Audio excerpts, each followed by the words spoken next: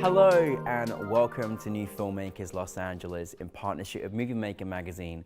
My name is Danny DeLillo and we're here at the South Park Center and I'm delighted to join with Mike with his movie To Can With Love. Let's take a look at the clip. Knock knock. Kenny, how's my favorite Gaysian? Oh, you mean the only Gaysian that you know? Oh, you know that's not true. I have lots of Asian friends. There's this little Korean woman that lives in my building. Sweet, sweet lady. I told her I love sushi. Anyway, Ken, forgot to tell you, Variety wants to do a piece on the show. Wants to interview you about the network's diversity program. What diversity program? There's no fucking diversity. Other than me and Darnell from the evening news, there's no diversity. We're like the two token minorities. Mike, so happy to have you here. Thank you for coming all the way from North Carolina to be with us. And thank you for bringing your wonderful film. For those that haven't seen your film, tell us a brief synopsis. Yeah, thanks, Danny. And it's just been an honor being part of the New Filmmakers LA family. This film, To Can With Love, it's very special to me because, you know, it's my first project as a filmmaker. It's a story about Ken Jones. He is a flamboyant talk show host who thinks he is the whitest Gaysian ever. So, you know, underneath all of that, there's really a issue about internalized racism, tokenism, all the fun stuff, you know. So, but you know, on a serious note, it's really something that I've heard so much about my own community, Filipino Americans, queer Asians. So in a way, it's kind of like my love letter to the queer Asian community. And, you know, hopefully the message resonates with everyone. And it's really about embracing who you are, embracing your own beauty, embracing your authentic self. So that's really what it is about, yeah. Well, I'm so glad you did a beautiful love letter. That's the first thing. And, you know, this film, yes, it obviously has got its, you know, comedy elements to it, but also it does cover some, you know, serious and important topics, and also, you know, the abuse of power that exists in the industry and particularly against certain communities. So I'm so glad that you made the film, because as much as it had that take of comedic, there's also a lot of truth and important things that need to change in this industry and many others as well. So thank you for doing that. Now, obviously, I'm sad to say that, you know, as kind of fast as it could be in some circumstances, you know, where did the inspiration come for you in saying, I want to turn this story into a film? Yeah, absolutely. I think there's a part of it that's really based on my own experience as well as a Filipino American, as an Asian American. You know, I went through a phase of really questioning my identity and almost kind of really hating who I was and not really being happy with who I was in terms of my racial identity, even my sexuality as well. So the inspiration is really to create a story based on that experience and also seeing what's been happening in the community. You know, during the pandemic, I spent a lot of time talking to a lot of Filipino Americans as well. I have a podcast called Kiss My Mic, a podcast with a Gaysian flavor. And I also was very active on a social app. It's an audio app called Clubhouse where I was able to connect with other Filipino Americans, other Asian Americans, and I have gotten to know a lot of them. And we talked a lot so much about, you know, the community, about the issues that different people are facing. At that time, you know, and even now, you know, there's the AAPI hate, fighting for representation, increasing our visibility. And one thing that I've heard from people from my community, there's always this want to connect with our culture. There's also people going through different levels of trauma, including internalized racism and how we're dealing with tokenism in the workplace. So I think those are the different things, the different aspects that really propelled me to create this story about To Can With Love. And hopefully, you know, the people can see it, people from my community, and that we can all see, you know, our own beauty, and hopefully they'll get that takeaway as well. Amazing, and there's so many important things that you've just shared as well, and you know, and just being free and to celebrate your identity and who you are, and I honestly, like, you did such a good job as a talk show host. I just want you to do your own talk show now. Like, I'm ready for it. Like, there's so many late night slots available. I want you to take over, Mike. I really want it. But seriously, like, a really fantastic film to watch. I loved the actors that are in it. You did such a good job. But really, it looked like you had a lot of fun experience on that set. How did you go about taking on all of those roles yourself, but then also embracing with your wonderful cast around you? Yeah, no, that's a great question, Danny. I think since this is my first time as a filmmaker, I've focused more on the writing before, but, doing so many different parts, writing, producing, directing, I think there's the idea in me that you just have to give it a shot. Don't be scared to actually take the first step and try something new. So maybe being fearless in a way is one way I've approached it. And I'm still pretty early in my career as a creative, as a filmmaker. So, there's also a part of really just trying to figure things out, and that's okay. Yeah. And I think the best thing that you can do is really to go for it. Yeah. So I think that really played a lot in terms of how I approach it. Is just being open to the different roles, being open to the learnings, and see what would be your takeaways from it and how it would change your trajectory moving forward. Yeah. In terms of the cast, I'm so lucky to have icons from the Philippine cinema, like Maria Isabel Lopez, who played Ken's mom. And Maria Isabel Lopez, she was a former beauty queen who competed in Miss Universe back in the 80s. And she's also done a lot of films in the Philippines. 2 of them actually premiered at the Cannes Festival. And her daughter was also an actress who was popular in the Philippines. And so there was a lot of collaboration.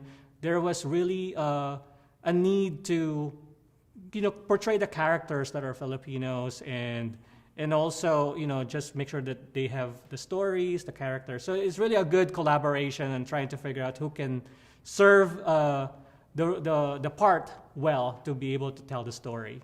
Amazing. In this experience of making your film, and by the way, you wouldn't think this is one of your first films. You just look like thanks. you've been doing many, many films. So I'm just excited for the journey to continue. I mean, it's always interesting when you're starting something new. What have you learned from this experience? What has surprised you? How has the experience been for you? Was there any challenges? Like, however you want to take it. Every time I do something, I always approach it from a place of learning, that there's always an opportunity to learn, not just for myself, but also for anyone who's involved. For me, there's just so many learnings from this. Number one, it's really what I said earlier too, that not being scared to try something new and taking the first step. Sometimes there's so many fears or like anxieties. We question ourselves. And I think if we let all of those things go away and focus on the desire to tell the story and to learn and to do something, I think that should be enough to really keep you going, moving forward. So that's the first thing, is don't be scared. So if anyone there is interested in filmmaking or writing or whatever you want to do, take the first step, and it takes one step at a time, and then you figure out how you learn from it and how you grow. And then the other pieces to that, the other surprises or challenges, I think, let me talk about the challenge first. Like, being able to do different roles is a challenge. Yeah, it's amazing, right? Switching from like being a producer, being a writer, being a director. I think there's so many things that can, go wrong, like schedule. But I think at the end of the day is sometimes you just have to let go as well. You've done the best as a team. Trust your team as well. Trust the people that are part of your process, of your project. And then being able to let go sometimes, that, you just have to adapt. At the end of the day, you're still moving forward. You're still creating the story. And that's all, that really matters in the end. Yeah. So, yeah. Oh, you make us feel fearless, Mike. I swear. It's amazing. I also want to admire, I love your set as well. Like, it was really, like, I was amazed at all of the kind of detail that you had in there. Tell us about how you brought your whole kind of set and production design as well. Absolutely. So, I have an amazing set design team. So it's definitely a lot about not only having the vision, but also bringing the right people that can help you execute that vision. So a lot of it's really trusting the team, trusting the people, and then being collaborative. So I was just so lucky that we were able to connect with fashion designer Kenneth Barlis, who competed on season 19 of Project Runway. Incredible. So he was really able to bring all the colors, the costumes. So good. And then the set itself, we wanted to create a TV show environment. Yeah. So we had a studio, and then from there on, it's really the work of all the team members putting everything together, creating this talk show environment, Mornings with Ken Jones. Yeah. And, overall, it's really just a result of collaboration, really, with different people. So I love the vibrant colors and the sets and, your character's makeup. Like, it was all it was really, really, really good. What's it like then, making one of your first projects, taking this on the road? We obviously loved having it at New Filmmakers LA. What's it like seeing the film on the big screen? How has that been for you? Woo. Wow, it's just so amazing. Like, I think it's a combination of the excitement of actually finally being able to share it to different people, and seeing their reactions and hearing from their afterwards, how they've enjoyed it. But there's also the anxiety as well. I think as I was watching it and I was with people and I was kind of seeing how they're watching it too, I feel like I was like falling off my chair, just like, so I think it's a combination of both, the excitement, anxiety, but overall I think it's part of the process, right? So I'm just so thankful really for the opportunity, being a new filmmaker myself, and to be part of this community, of this family, New Filmmakers LA. It's such an excellent organization because of the support really that the organization is providing to all the filmmakers, new filmmakers out there. It's just amazing. Well, thank you. We love having you part of our family, and I can't wait to see, many, many more of your projects. And there's so many layers to your film. Great, from great actors, really, really important stories. A lot of change needs to happen with the industry, representation, celebration of, queer identity and cultural identity as well, and being able to be free in your identity. For those, I know there's obviously a love letter, as well. What did you want people, maybe not from any of those communities, to take from your film and experience from an educational standpoint? I think there's a universal message about self-acceptance.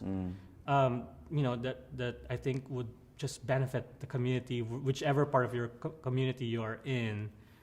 It's really just feeling confident with who you are, and being happy with who you are, embracing your own beauty, because that kind of positive attitude really is so infectious, right? Yeah. I think we can all do that, and in a way that can build a better community, I guess. Yeah, 100%, 100%. Well, thank you, because there's so many incredible things in your film that really has a universal message and great morality as well.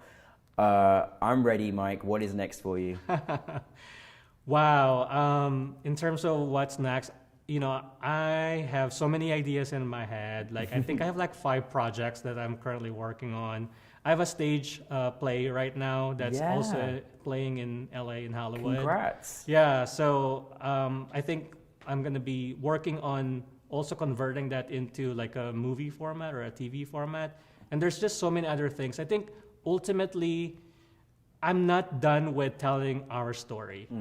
I think Filipino-American stories, there's just so much that we still want to share to the world.